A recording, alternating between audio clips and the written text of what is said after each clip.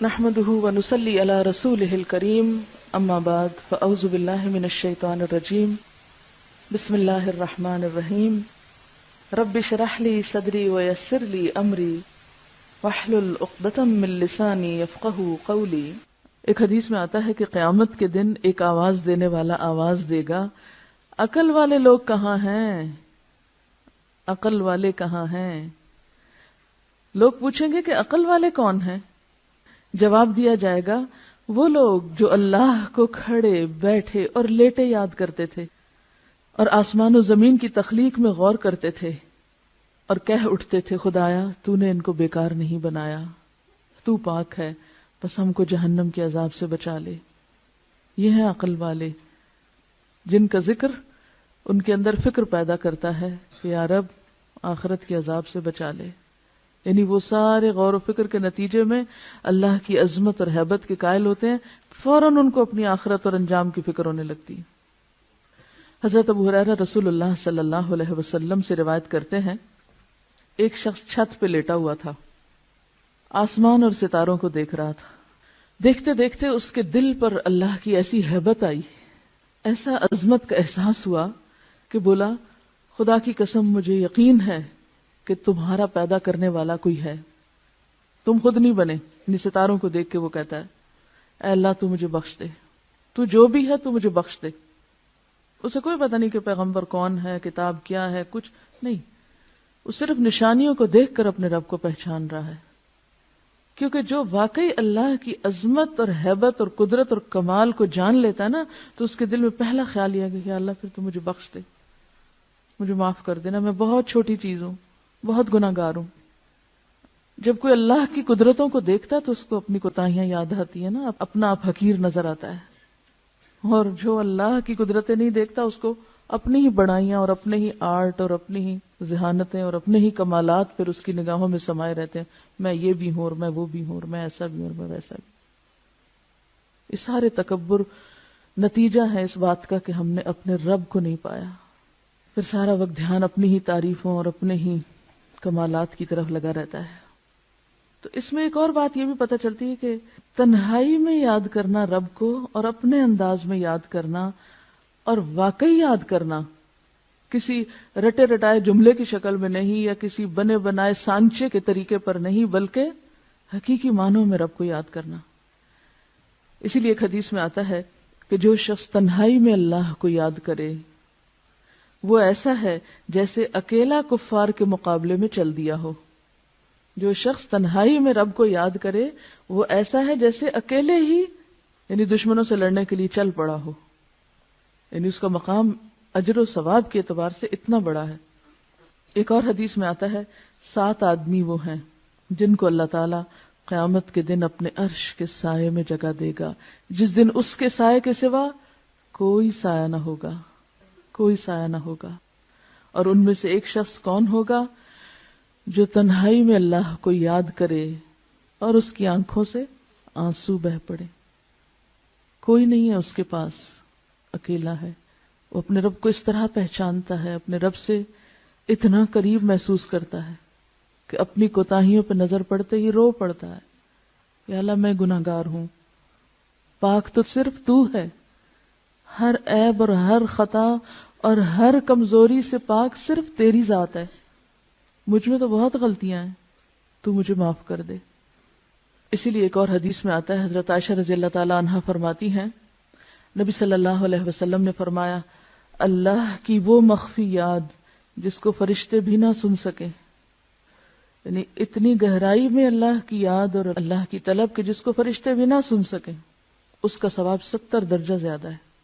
ٹھیک ہے زبان سے بھی ذکر کرنا چاہیے، بلند آواز سے بھی کرنا چاہیے، لیکن تنہائی میں جب کوئی نہ ہو، صرف آپ ہوں اور آپ کا رب ہو، اور واقعی پھر دل کے پورے تاثر کے ساتھ یاد کر کے روئیں، وہ چیز ہر ریاکاری سے پاک ہوتی ہے، ہر دکھاوے سے، کیونکہ اس میں آپ دیکھیں آپ اتنے قریب ہیں نا، آپ دل ہی دل میں سرگوشیاں کر رہے ہیں اپنے رب سے۔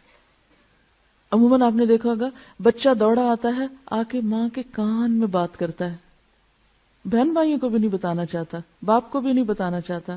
کبھی آپ نے دیکھا ہوگا چھوٹے بچوں کو صرف ماں کے کان میں.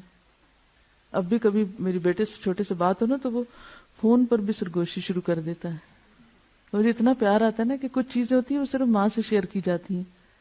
تو اللہ تو 70 ماؤں سے بڑھ کے پیار کرنے والا ہے. ہم کیوں نہیں اس سے سرگوشیاں کرتے؟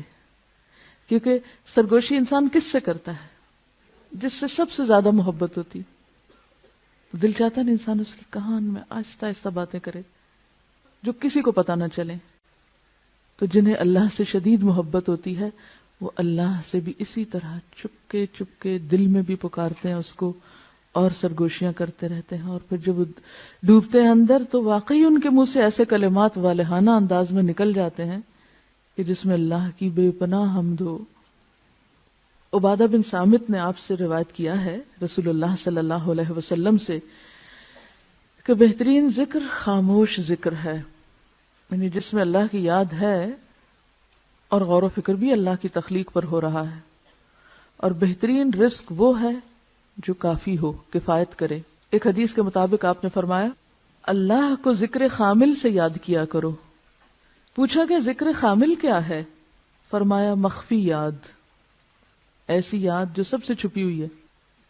اور اسی کے بارے میں فرمایا جو ایسا کرے گا اس کے گناہ معاف ہو جائیں گے خواہ وہ سمندر کی جھاگ برابر ہی کیوں نہ ہو. تو یہ جو صحابی کے منہ سے الفاظ نکلے تھے یہ کوئی معمولی الفاظ نہیں تھے، انتہائی محبت بھرے اور اللہ کی شدید محبت میں ڈوبے ہوئے الفاظ ہیں. ربنا ولک الحمد حمدا کثیرا طیبا مبارکا فیہ. یعنی جیسے بس نہیں چلتا کہ اور کیا کیا کہہ ڈالے.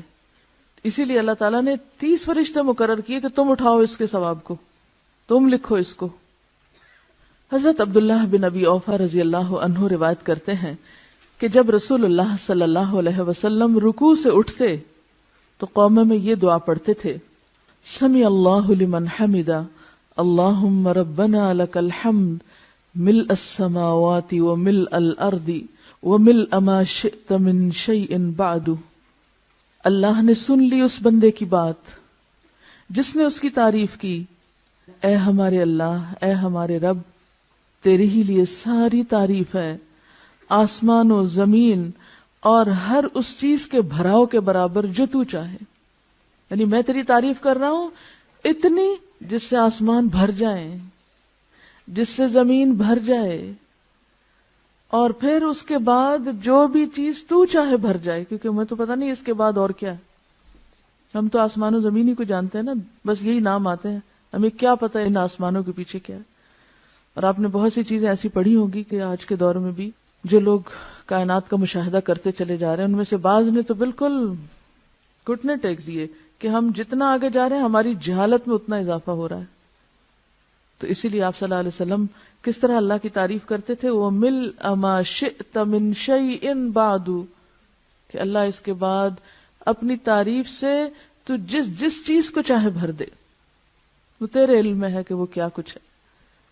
حضرت ابو سعید خدری رضی اللہ عنہ فرماتے ہیں کہ رسول اللہ صلی اللہ علیہ وسلم جب اپنا سر رکوع سے اٹھاتے تو یہ دعا پڑھتے تھے ربنا لک الحمد ملء السماوات والارض وملء ما شئت من شیء بعد اہل الثناء والمجد احق ما قال العبد وكلنا لك عبد اللهم لا مانع لما اعطيت ولا معطي لما منعت ولا ينفع ذا الجد منك الجد. اے ہمارے پروردگار، ہر قسم کی تعریف صرف تیرے لیے ہے، آسمانوں اور زمین اور ہر اس چیز کے بھراؤ کے برابر، یعنی ہر وہ چیز بھر جائے جو تو چاہے. اور بندے نے جو تیری تعریف اور بزرگی کی وہ تیرے لائق ہے، وہ تجھے زیبا ہے. ہم سب تیرے ہی بندے ہیں. اے اللہ، کوئی روکنے والا نہیں اس چیز کو جو تو نے دی، اور کوئی دینے والا نہیں اس چیز کو جو تو نے روک دی. اور دولت مند کو دولت مندی تیرے عذاب سے نہیں بچا سکتی. کسی کی دولت اور دنیا کی نعمتیں اسے اللہ کے عذاب سے نہیں بچا سکتی. اللہ کو کسی کی دولت کی کوئی پرواہ نہیں. کس قدر خوبصورت الفاظ ہیں تعریف کے یہ، لیکن ہم اپنی لا علمی کی وجہ سے ان سے محروم ہیں. مجھے بھی تھوڑا ہی عرصہ پہلے، 2 سال پہلے رمضان گزارنے کا اتفاق ہوا حرم میں، تو جو رات کے پچھلے پہر کی نماز ہوتی تھی اس میں دیکھتی تھی کہ رکوع پہ جاتے ہیں تو اٹھنے کا نام نہیں لیتے، سجدے میں جاتے ہیں تو دم گھٹنے لگتا، جان نکلنے لگتی، وہ سجدے سے سر نہ اٹھاتے، قومے میں کھڑے ہوتے تو دوبارہ لگتا بھول گئے ہیں نیچے جانا. تو میں کہتی تھی اتنا کیا پڑھتے ہیں. اس کے بعد مجھے تجسس ہوا اور یہ دعائیں پھر میں نے یاد کی. زندگی ایسے ہی گزر گئی، توجہ ہی نہیں کی اس طرف.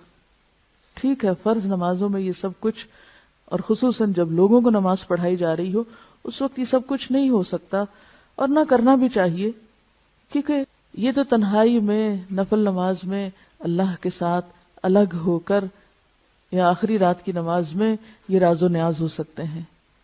سبحانک اللہم و بحمدک اشہد ان لا الہ الا انت استغفرک و اتوب الیک. السلام علیکم و رحمۃ اللہ وبرکاتہ.